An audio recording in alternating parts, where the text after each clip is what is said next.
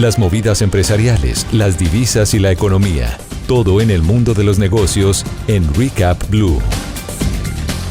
Bienvenidos, vamos a hacerle un recap a los negocios Blue, cerrando en esta jornada, cerrando esta semana. Hablaremos de los indicadores económicos, tenemos noticias negativas para Estados Unidos, tenemos información sobre muchas empresas que siguen reportando sus balances financieros, tenemos reportes del sector bancario, tenemos información sobre el sector hidrocarburos, en fin, muchas noticias que se conocieron hoy al cierre de esta semana. Bienvenidos. En Recap, indicadores económicos.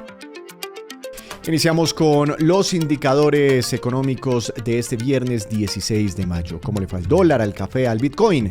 Dari Belandia. Víctor, la carga de café bajó y se comprará mañana en promedio a 2.973.000 pesos. El petróleo europeo tipo Brent subió y se ubicó en $65,41 y el estadounidense WTI también subió y se ubicó en $62,49 por barril. La tasa representativa del mercado que regirá mañana bajó a 4.194 pesos con 28 centavos y el Bitcoin cayó 0,1% y se ubicó en $103.579. En Recap, resumen de noticias económicas.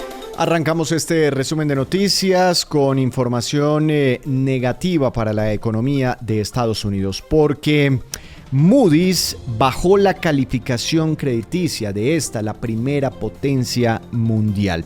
Es un tema bastante interesante porque tradicionalmente Estados Unidos está en el top con las mejores calificaciones en el mundo, por eso dicen que es el lugar más seguro para invertir.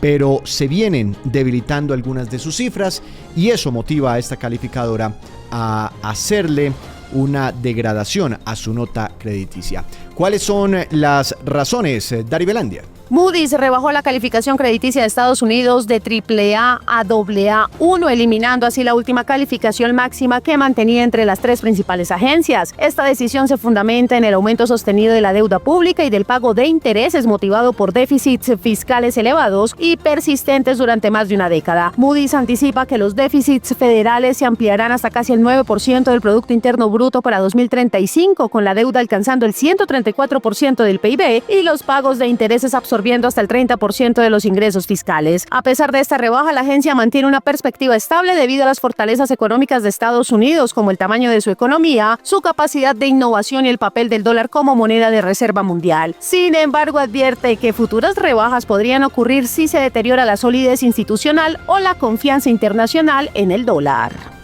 En más información, les contamos que durante el primer trimestre de este año, las ganancias de los bancos que operan en Colombia crecieron más de un 30%. Balance oficial de la Superintendencia Financiera que nos cuenta Natalia Bendaño. En marzo de 2025, los bancos en Colombia reportaron utilidades por 2,98 billones de pesos, lo que representa un crecimiento del 34,23% frente a los 2,22 billones obtenidos en marzo de 2024, de acuerdo con cifras de la Superintendencia Financiera. Esta variación positiva refleja una recuperación en la rentabilidad del sector bancario. Los tres bancos con mayores utilidades en el mes fueron Bancolombia, Banco de Bogotá y Davivienda. En contraste, los bancos con menores ganancias fueron Banco Serfinanza, Banco Pichincha y Banco W. Hablando del sector financiero, finalmente llegó el día cero para Bancolombia, para su migración, su cambio en la estructura societaria de la compañía. Ya la holding no se llamará Bancolombia, sino que hace una migración hacia el grupo Sivest a partir de este momento. Dari. Se oficializó el nacimiento del grupo Sivest, el nuevo holding que se convierte en la casa matriz de Bancolombia y sus compañías filiales, incluyendo Nequi, Wompi, Renting Colombia, Banco Agrícola, Banistmo, entre otras. Esta transformación, según el grupo, busca separar el rol bancario de la casa matriz, permitiendo a Sivest operar con mayor flexibilidad. Desde este lunes 19 de mayo, las acciones ordinarias y preferenciales del grupo Sivest comenzarán a negociarse en la Bolsa de Valores de Colombia, bajo los símbolos Sivest y preferencial Sivest, y los ADR en la bolsa de Nueva York seguirán bajo el símbolo SIP. Los más de 48,000 accionistas de Bancolombia se convierten automáticamente en accionistas de Sivest en iguales condiciones. La operación no afectará productos ni servicios actuales. Claro, como les hemos explicado, mañana si usted va a un Bancolombia o a un cajero Bancolombia va a seguir llamándose igual. La marca como tal no cambia, es un tema más de estructura societaria. Sí, los inversionistas, los que suelen comprar y vender acciones de Bancolombia, cuando abran su pantalla de negociación la próxima semana, el próximo lunes, ya no van a encontrar los mnemotécnicos, como se le conoce a los nombres de las acciones, así como Bancolombia Ordinaria o Bancolombia Preferencial. No, ya desaparecen esos nombres, se verán en las pantallas con el mnemotécnico Sivest. En más información, les contamos a esta hora aquí en Negocios Blue que los taladros utilizados por la industria de los hidrocarburos disminuyeron durante el pasado mes de abril. Natalie. En abril de 2025, la actividad de taladros petroleros activos en Colombia registró un total de 111 equipos, según un informe de Campetrol. De estos, 30 correspondieron a perforación, incluido 1 costa afuera, y 81 a reacondicionamiento. En términos anuales, la cifra total representa un incremento del 0,9% frente a abril de 2024, mientras que en comparación con marzo de este año se evidenció una leve disminución del 0,9%. Específicamente, los taladros de perforación cayeron un 6,3% interanual, 2 equipos menos, y se mantuvieron estables frente al mes anterior. Por su parte, los equipos de reacondicionamiento aumentaron un 3,8% frente al mismo mes del año pasado, 3 más, pero disminuyeron 1,2% frente a marzo. En más noticias, Standard & Poor's rebajó la perspectiva crediticia sobre la compañía del sector hidrocarburos Frontera Energy, en parte por una presión generada a raíz de sus más recientes informes relacionados con reservas. Dari.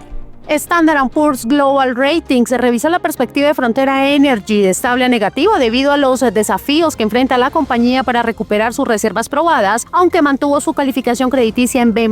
Al cierre de 2024, Frontera presentó un índice de reemplazo de reservas del 45%, muy por debajo del 100% que había mantenido en años anteriores, y disminuyó su índice de vida de reservas a 6,8 años. La calificadora advirtió que en un contexto de precios del crudo más bajos, esta situación representa una presión creciente sobre su perfil operativo. Aunque Frontera planea invertir en exploración para aumentar su base de reservas durante 2025, Standard & Poor's mantendrá un monitoreo estricto sobre sus avances. De no lograrse una recuperación a niveles sostenibles, la calificación podría deteriorarse, afectando su posición frente a sus pares del sector. Las movidas empresariales, las divisas y la economía. Todo en el mundo de los negocios en Recap Blue. Volvemos para hacerle un recap a los negocios Blue. Muchas noticias empresariales al cierre de esta semana. Empezamos este segundo bloque hablando de resultados financieros del grupo Argos, que tuvieron un importante crecimiento en términos de utilidades durante el primer trimestre de este año. Natalie Avendaño. Grupo Argos reportó ingresos por 2,9 billones de pesos durante el primer trimestre de 2025, reflejando un crecimiento del 3% frente al mismo periodo del año anterior. Celsia, su filial energética, registró ingresos por 1,45 billones de pesos, creciendo un 6% interanual, y una utilidad neta de 108 mil millones de pesos, incrementándose en un 264%. Cementos Argos obtuvo ingresos por 1,2 billones de pesos, aunque con una disminución del 6,1% respecto al año anterior, pero mejoró su utilidad neta ajustada a 137 mil millones de pesos. Odins, enfocada en concesiones viales y aeroportuarias, reportó ingresos por 131 mil millones de pesos y una utilidad neta de 99 mil millones de pesos. Además, Grupo Argos destacó la aprobación del proyecto de decisión parcial por absorción y la ratificación de su calificación AAA por parte de VRS Ratings. De otro lado, el Grupo Sura tuvo una disminución en sus ganancias del primer trimestre. Camilo. Grupo Sura reportó una utilidad de 519.000 millones de pesos en el primer trimestre de 2025, una caída del 12,2% frente al año anterior. Los ingresos operacionales crecieron 4,8% y alcanzaron los 7 billones de pesos, impulsados según el grupo por el buen desempeño de Suramericana, Sura Asset Management y Bancolombia. Sura avanzó en su proceso de escisión de Grupo Argos, consolidando un portafolio más especializado en servicios financieros, y la empresa realizó una emisión internacional de bonos por 500.000 millones de dólares, reflejando, según explicó, confianza de los inversionistas globales.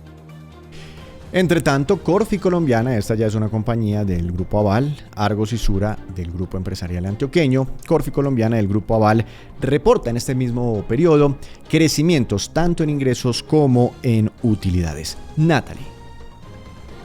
En el primer trimestre, Corfi Colombiana reportó ingresos por 3,2 billones de pesos y una utilidad neta de 260.572 millones de pesos, creciendo 19,4% frente al mismo periodo del año anterior. Según la compañía, el resultado fue impulsado por avances en infraestructura como la entrega de la UF2 de Covi Pacífico y el nuevo puente Naranjal en energía, con la expansión de la planta SPEC y proyectos de gas y energía solar en el suroriente del país, en turismo, en hoteles estelar con una ocupación hotelera promedio del 66% y un alza del 18% en ingresos por habitación, y en agroindustria, donde sus empresas mostraron recuperación tras el impacto del fenómeno del Niño.